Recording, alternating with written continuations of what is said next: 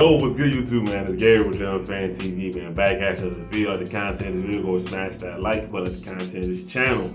Go ahead, subscribe, man. Look, so Ravens training camp day 18. We're gonna get back into it. Ravens got pretty much a lot of good news today in terms of players on the injury front. So let's just get right into it. We will talk about some guys who weren't out there first, though. Rasheen Ali, Russell Gage, and Sanusi Kane. Ali and Kane, next singers from the game.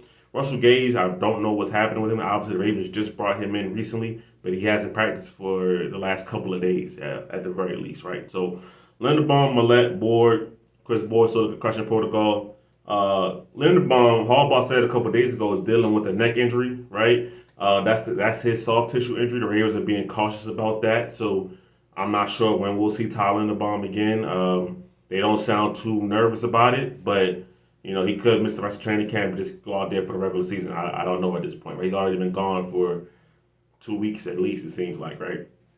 Ultimate 11, he had knee surgery. And then Wiggins is still not out there, even though we know that his shoulder injury is keeping him day to day. He still hasn't returned to practice just yet, all right? But we know that is not a serious injury for Nate Wiggins, right?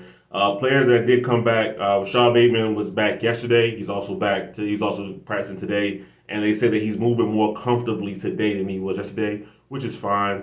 I know a lot of Ravens fans saw the note about him leaving practice early yesterday, kind of got freaked out, but you got to think about it. Guys come back from an injury that kept him out for multiple days in a row. He's going to take things slow, right? This is not even defending Rashad Bateman. It's just kind of like common sense, right?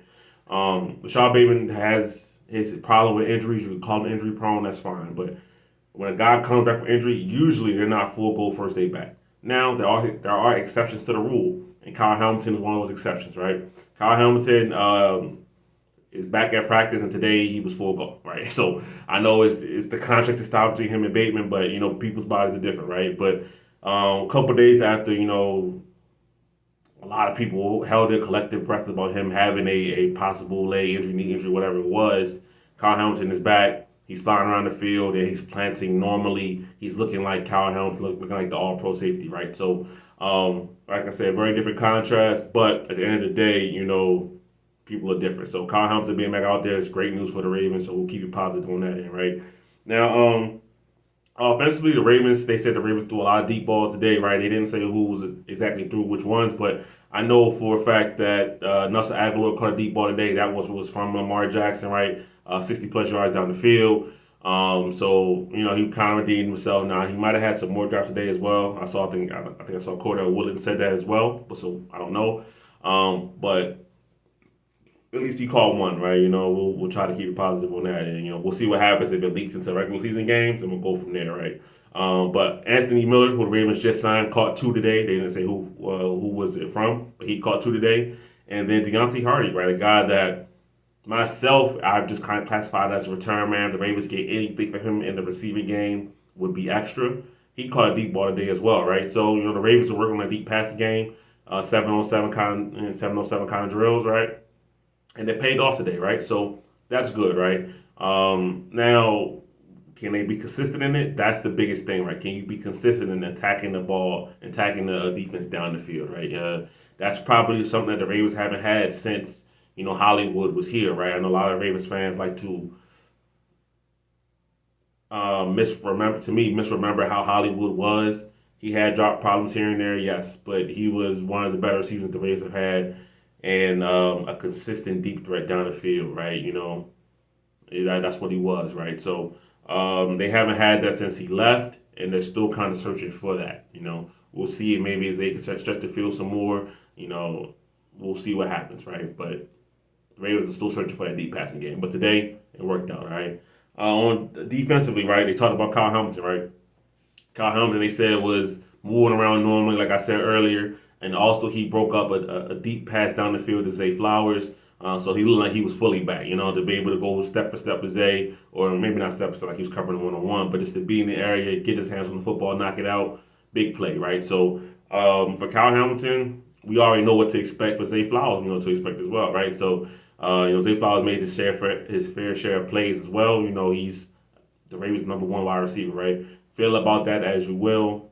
He's a really good receiver. We should give him that grace of being that guy. And I think he's going to turn into the kind of player we want Lamar Jackson to be surrounded with. Now, the Ravens could use more help at receiver, of course, but we'll see what happens with that. All right. Brandon Stevens had Cordell Willis said Brandon Stevens had a really good practice, multiple pass breakups, and he's kind of the guy that I would say that's almost, a little bit of the forgotten man, right? He played so well last year, almost out of nowhere, right? To be as good as he was, like we saw Brandon Stevens kind of inching up, but last year he full on broke out, right? So, and he's still playing that way right now, all right? So, we talk a lot about Nate Wiggins, we talk a lot about, Marlon Humphrey, but we can't forget about Brandon Stevens, right? Brandon Stevens, who was the Ravens' best cornerback on the team last year, right? Just in terms of overall play, consistency, being out there for all the games, right? Brandon Stevens was that guy for the Ravens last year, right? So his spot ain't up for grabs. He's going to be out there on the field for a lot for the Ravens, okay? And so I'm happy to see that the Ravens have a deep cornerback room at the moment. If guys stay healthy, if you get Marlette back after September, they're going to get to even deeper, okay? So I can mention a guy like Pepe Williams who played well versus the Eagles, right? Pass breakups, got a sack on, I think he sacked Kenny Pickett. I can't remember who else in the quarterback for the Eagles at the time, right? But, the Ravens have a very, very deep cornerback room, right? That's the strength of the team. That's something that Eric DeCosta, he puts an emphasis on, obviously, is having a very, very deep cornerback room. You can just tell by the drafts, the signings, how they operate, that they put an emphasis on having cornerbacks, right? All right, and then lastly, right, David Ojabo, man. David Ojabo had 2 sacks today, or 2 would-be sacks. Obviously, you can't touch the quarterback, but one getting past Ryan Stanley, one getting past Roger Rosengarten. Okay, so Ojabo, somebody that he's full go in practice, but technically hasn't been cleared to play in games by the doctors, right? Harbaugh said he's getting closer to that. If he's making moves on guys that could be potential starters for the Ravens, I would have to imagine that, yes, he's getting pretty close to playing. Ojabo is a guy that, you only get 3 preseason games now, right? So, to me, these last 2 preseason games before regular season are very, very important for him. Hopefully, he can get cleared this week so he can go into the preseason game because he needs the reps, right? For a guy that's in, what is this, year 3 now, he's fairly inexperienced, right? So he needs to play against, he's getting against good competition, right? Stanley's great competition, Carey, Rosengarten, all of these guys that he's going to be going against, fine. He needs to go against other teams, right? So for me, I hope he's cleared, but it's good to hear that he's practicing and he's also delivering, right? So that's the job was going to be his role on this team is to be a guy that gets sacks, right? When he came out of Michigan, he was a sack artist, right? That's what he did, right? So we need to see that potential come to light consistently, and for us to really feel like we got a worth of a draft pick. Is what I'm trying to say. Excuse me. So that's pretty much the Ravens training camp news for today, right? So the big news to me is Kyle Hamilton's back, but not just back, but looking like himself, right? Flying around, not having any hesitation when he's planting, driving off his legs. So that's a beautiful thing. So the Ravens really, really dodged the bullet there. And yeah, man, that's great news. Also, the Ravens signed a running back today, John Kelly. He was just released from the Cleveland Browns, I believe, yesterday or a couple days ago.